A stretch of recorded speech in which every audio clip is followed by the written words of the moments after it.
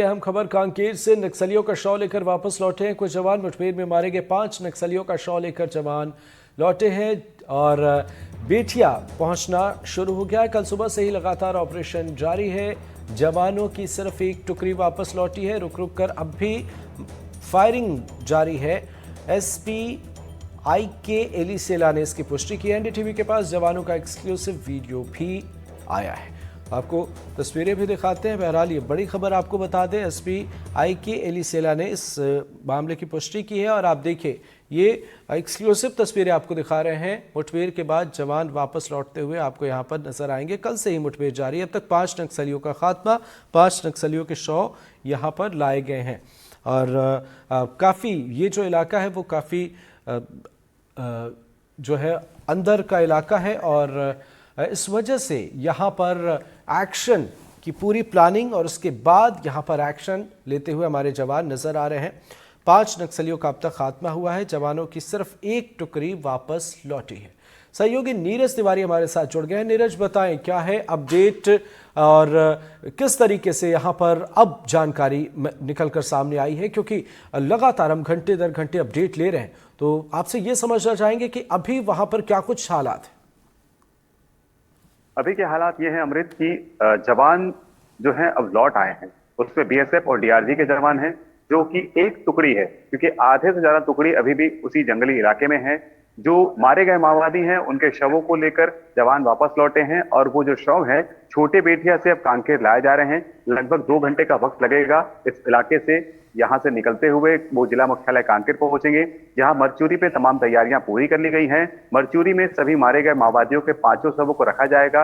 इसके बाद शिनाख्ती की कार्रवाई की जाएगी। कल जो है इस पूरे मामले को लेकर पुलिस अधीक्षक कुछ खुलासा कर सकते हैं कि आखिर मारे गए माओवादी कितने बड़े कैडर के हैं, कौन कौन से माओवादी हैं। इसके अलावा अभी भी जवान वहां पर मौजूद हैं।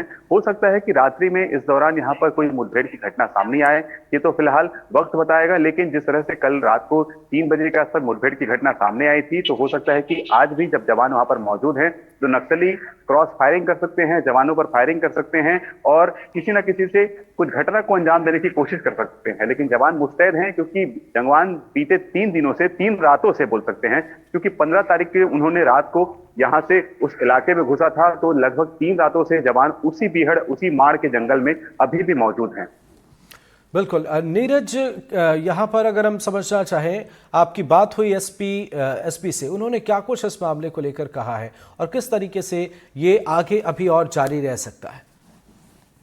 जी देखिए अमृत, हमने जब पुलिस अधीक्षक से बात की थी, हमारी लगभग अभी जब से मुठभेड़ आरंभ हुई है तब से लगातार बातचीत चल रही है। उस दौरान उन्होंने कहा था कि जवानों की टुकड़ी अभी भी अंदर है, क्योंकि ये काफी बिहड़ इलाका है। उस इलाके में अगर जवान घुसे हैं तो कहीं ना कहीं बड़ी इनपुट उनको मिले हैं, उसी आधार पर वहां पर जवान इतनी तादाद में घुसे हैं। नक्सल जो इलाका है वो अबुझमाड़ का इलाका है, वो अबुझमाड़ जो है वो नक्सलियों की राजधानी है। उस इलाके में अगर जवान पहुंचे हैं तो कहीं ना कहीं एग्जैक्ट लोकेशन मिला होगा, उसके आधार पर जवानों ने जो है नक्सलियों से लोहा लेना शुरू किया है और नक्सली की जो बड़े लीडर हैं वो उस इलाके में मौजूद थे, ऐसी उन्होंने जानकारी दी है, जिसके आधार पर यह ऑपरेशन पूरा लॉन्च किया गया था।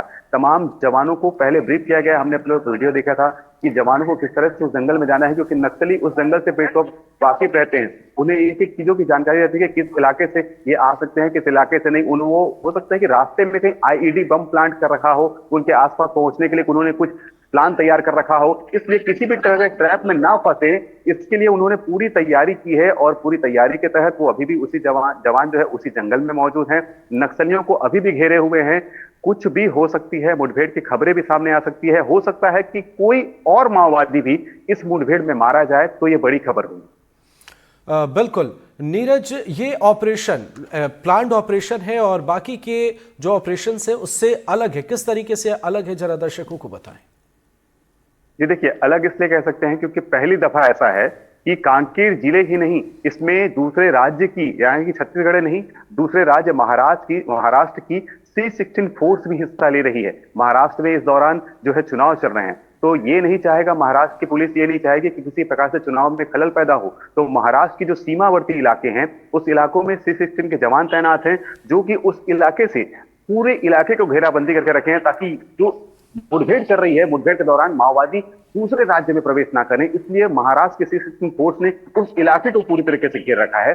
बात करें नारायणपुर की, तो नारायणपुर कांकेर जिले से लगा हुआ इलाका है, अबुझमाड़ का इलाका है। उस अबुझमाड़ की सीमा को भी नारायणपुर पुलिस और वहां के जो डीआरजी के जवान हैं, बीएसएफ के जवान हैं, उन्होंने घेर के रखा हुआ है। तो अगर देखें तीनों ओर से जो है जवानों ने घेराबंदी कर दी है, बड़ी घेराबंदी है। इस बड़ी घेराबंदी में जो है नक्सली फंसे हुए हैं, प्रभाकर का नाम सामने आ रहा है, बड़े लीडरों का नाम सामने आ रहा है, बड़े लीडर वहां पर मौजूद हैं। इसलिए पूरी तरीके से सोची समझी रणनीति के तहत यहाँ पर जो है जवान पहुंचे हैं। जवानों को पूरी रूप से वहां पर सिखाया गया है, बताया गया है किस तरह से माओवादियों से लड़ना है। माओवादियों से लड़ने के लिए उन्हें किस तरह से ब्रीफ करते गए वो अधिकारी भी हमने देखे थे। तो देखिए ये जो इलाका है, ये माड़ इलाका है और इस इलाके को पूरी तरीके से जवानों ने घेर रखा है। नक्सलियों के पास कोई मौका नहीं है। बिल्कुल नीरज, पिछले दिनों की अगर हम बात करें तो सुरक्षा बलों के साथ और आला अधिकारियों के साथ गृह मंत्री ने बैठक की थी, एक फुल प्रूफ प्लान तैयार किया गया। सरकार दूसरी तरफ योजनाएं भी चला रही है मुख्यधारा से जुड़ने की के लिए, एक ऑप्शन है, लेकिन एक कश्मकश भी कुछ नक्सलियों के सामने है। क्या मुश्किल है कि वे अपनी टीम से अलग अगर मुख्यधारा से जुड़ने की कोशिश करते हैं तो वहां कहीं खतरा है, या क्या वजह है जिससे कुछ नक्सली जो मुख्यधारा से जुड़ना भी चाहते हैं वे नहीं जुड़ पा रहे? अनुजित, आपका सवाल बहुत अच्छा है। आपको एक मैं किस्सा ही बता देता हूँ, कांकेर का ही किस्सा है। किस्सा इसलिए बेहद रोचक हो जाता है क्योंकि आपने जो बात कही कि गृह मंत्री ने बड़ी बैठक की, बड़े बड़े तमाम पुलिस अधिकारी वहां मौजूद थे जिनके साथ बैठक हुई, और पुनर्वास नीति की बात आपने कही है। पुनर्वास नीति छत्तीसगढ़ शासन के नक्सल इलाके के लिए है, ताकि भटके हुए जो लोग हैं वो पुनर्वास नीति का फायदा उठाकर मुख्य धारा में जुड़े। बहुत से माओवादी मुख्य धारा से जुड़ते जा रहे हैं। कुछ ऐसे माओवादी हैं जो मुख्य धारा से भटक गए थे, वो अब मुख्य धारा में आकर जो है पुलिस के लिए काम कर रहे हैं। लेकिन जो आपने सवाल किया उसमें आपको बता दूं कि कांकेर जिले में ही एक घटना सामने आई है जिसमें दो माओवादियों को अपने ही साथियों को जो है माओवादियों ने मार दिया था, जिसमें एक महिला का नाम सामने आया था जिसका शव कांकेर जिले की सीमा में मिला था, और कांकेर पुलिस ने भानु प्रतापपुर पहुंचकर उसका जो है अंतिम संस्कार किया था। तो देखिए, जब वो पुनर्वास नीति का फायदा उठाना चाहते थे, वापस लौटना चाहते थे, मुख्य धारा से जुड़ना चाहते थे, तो नक्सली जो है उनके जो साथी हैं वो ये नहीं चाहते कि लोग मुख्य धारा से जुड़े, पुलिस की इस सरकार की इस योजना से जुड़े, इसलिए उन्होंने अपने साथी को ही मौत के घाट उतार दिया। तो ये बड़ी वजह बनती है। दूसरी ओर कई ऐसे माओवादी भी है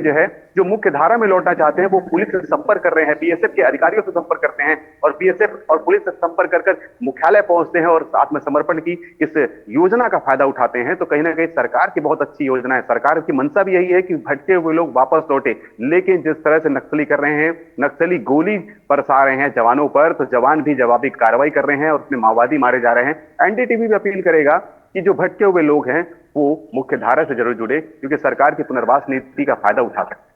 बिल्कुल, नजर बनाए रखें, और बहुत बहुत शुक्रिया इस मुकम्मल जानकारी के लिए नीरज। खबर बलरामपुर से।